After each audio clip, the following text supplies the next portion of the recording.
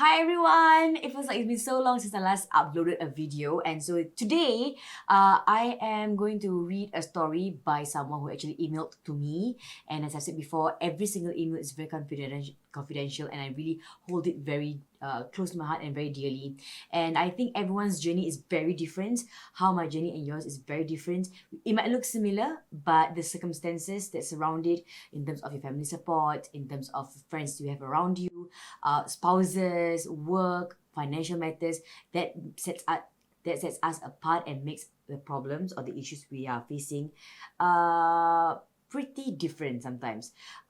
Especially if you're talking about getting married to someone who has already have kids before they met you. And I think that is something that is very sensitive to some of you who are actually facing, this issue right now. So I received an email from this lady who got married to a man who has a child with his ex. Seems familiar? Have you gone through it? So what's your story like? Let me know. What are your struggles emotionally? What are your struggles in terms of timing? And for you who have a kid, prior to meeting your new partner, what is your struggle? Apakah kesusahan yang you hadapi sekarang ni? So I rasa macam so much. Ada angle is like macam, oh, I love my stepson, but my stepson doesn't love me back. Or like macam you and your stepson, you and your stepkids are perfectly fine, tapi mungkin your ex-wife yang macam really getting into your business kan. Or ada pula yang macam, okay, I'm completely okay with my my ex-husband getting married again. I wanna co-parent, tapi isteri dia yang ada. For instance, so different angles, have different problems, different perspectives. So today I have the perspective of a woman yang kahwin dengan lelaki yang dah pun ada anak kecil. So katanya, Fiza, this is my story. Ini adalah pengalaman cerita hidup saya, dan katanya adalah dugaan yang paling besar dalam hidup saya. This is her biggest challenge in life, katanya. So dia menikah dengan suaminya setahun lepas, okay. Dan suami saya ada seorang anak lelaki yang kini berusia 5 tahun. Okey, jadi berarti kalau tahun ni 5 tahun, anak lelaki dia tahun lepas 4 tahun, right? Pada mulanya saya tak ada sebarang isu dengan anak tiri saya. Tapi beberapa minggu selepas saya dah berkahwin dengan suami saya, mula timbulnya pelbagai isu. I'm actually reading your text right now. Pelbagai isu. So basically bila kahwin dengan dia, this kid is 4 years old Okay, I will not give my opinion. I want you guys to listen to this. I'm just going to read it as it is, okay? Jadi you all boleh, as you're listening to this, you can just type your comments and leave it in the comment below, and I will read them all. And it's very important for you to leave your comments because ada orang yang going through this problem and need your support. Or if you rasa, look, you should be more supportive. Or look, you should be more bersabar, or whatever. Whatever your nasihat is, your comment is, your pendapat is, just leave it in the comment section below. So she says this. Pada mulanya, I've got no issues with my anak tiri. Tapi lepas saya kahwin, mulalah timbulnya isu. Lepas kahwin ni, makin ketara dan makin teruk. Suami saya terlalu sayangkan anak beliau sehingga sanggup bertengkar dengan saya sebab tak dapat terima kata-kata saya. Saya berkata pada suami yang dia terlalu manjakan anak dia hingga anak dia besar kepala. And so why did I say that? Simple, Fiza. Anak tiri saya kalau makan dalam rumah, dia akan hulu ke hilir dengan sisa makanan tersebut dan kemudian tak nak cuci tangan.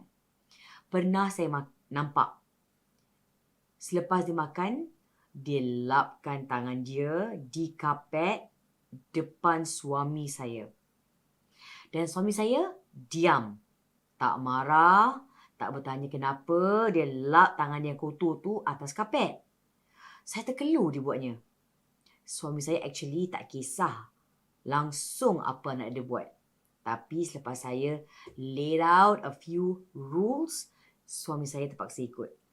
I mean, I'm not being ridiculous, Tapi kalau lepas makan, cucilah tangan kan. That is something good, right?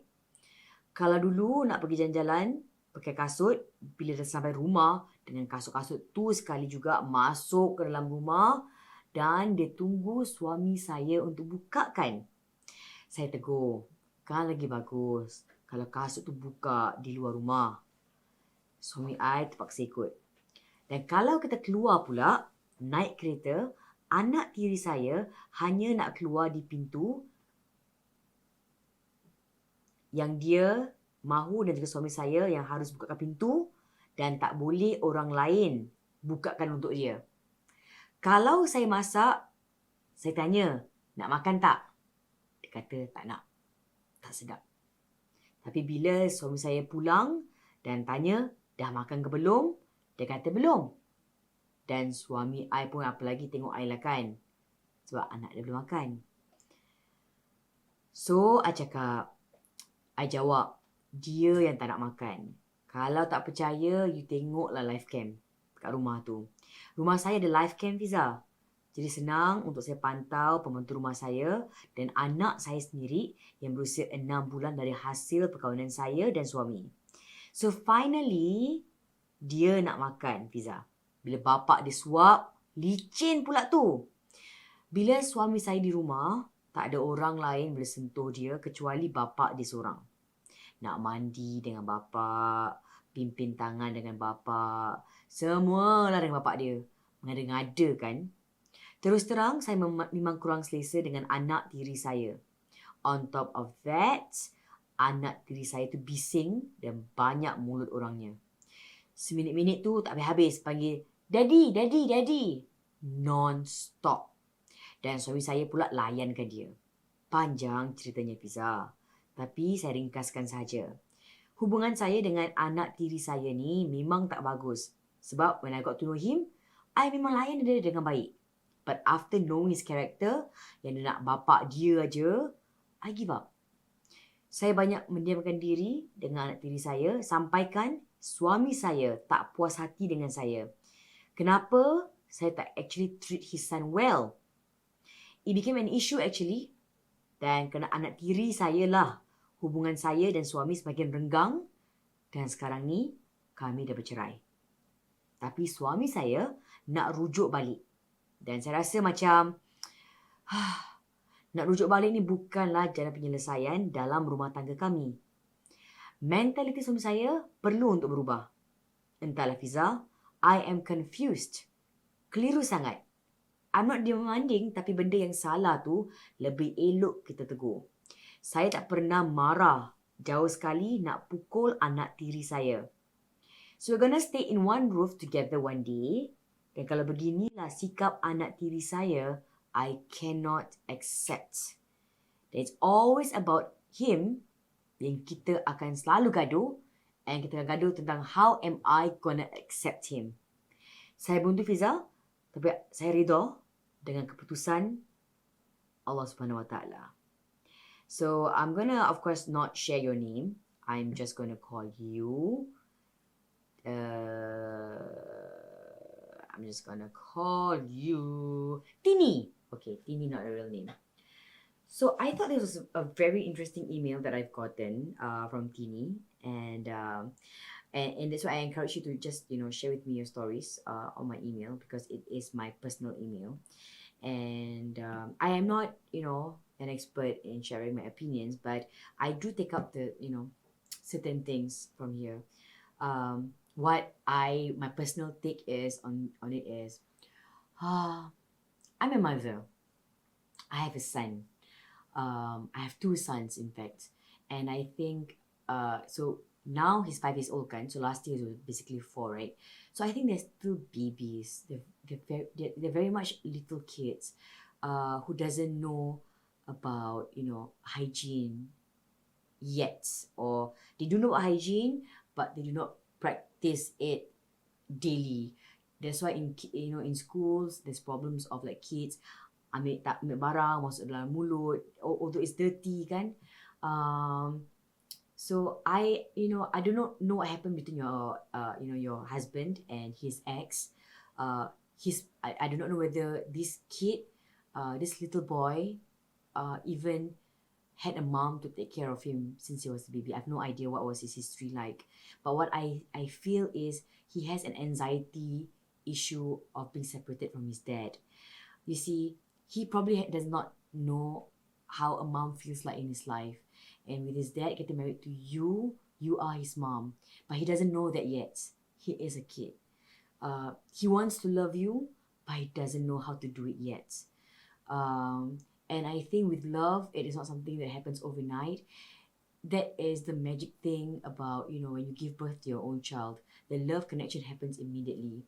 And that's something that, Allah is a gift from Allah subhanahu wa ta'ala for you to feel the immediate connection with the child that it was already a part of your body, like literally a part of your body, that when you keluar, it's just love.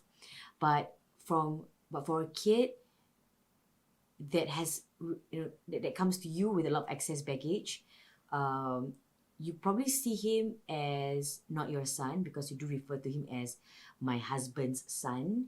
I think, of course, it's a lot of adjustment from your side as well.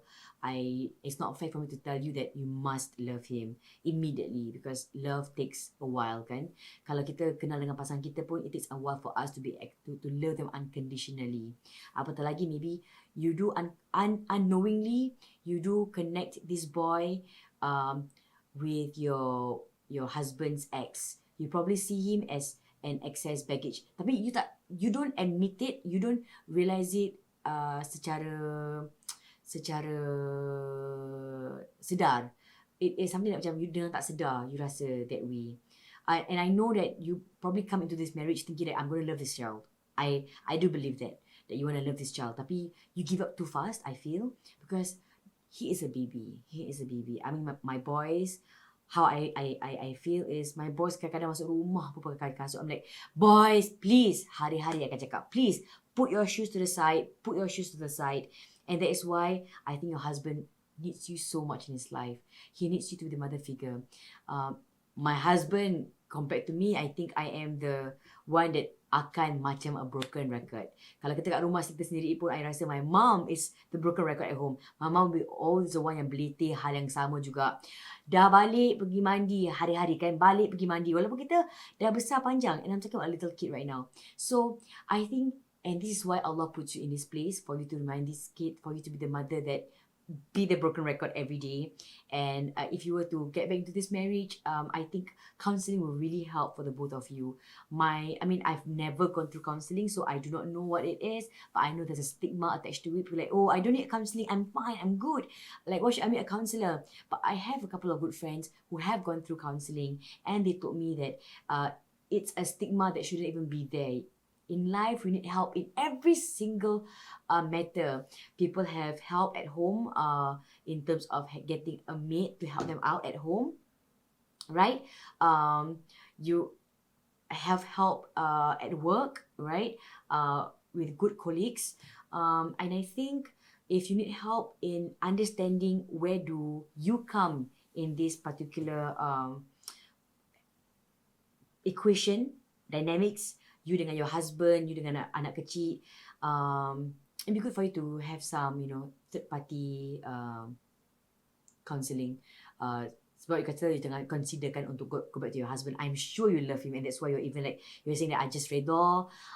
But redha is redha, but usaha is another thing. Because I do really want you to love your son and vice versa. And I really do want your children to grow up and rasa each other as real, authentic siblings, because there's no better gift for your child but a sibling, I feel. But thank you so much for sharing with me your story. For the rest of you who've got stories who have to share, you can always email to me. I am so willing to hear from you. And kalau you ada comment, you want to share this video, please do share it with your friends who are probably going through the same journey. You are also, you want to leave a comment below. Please do share your thoughts. I would love to hear your thoughts. I'm going to see you in the next video, inshallah. See you in my next vid. Bye.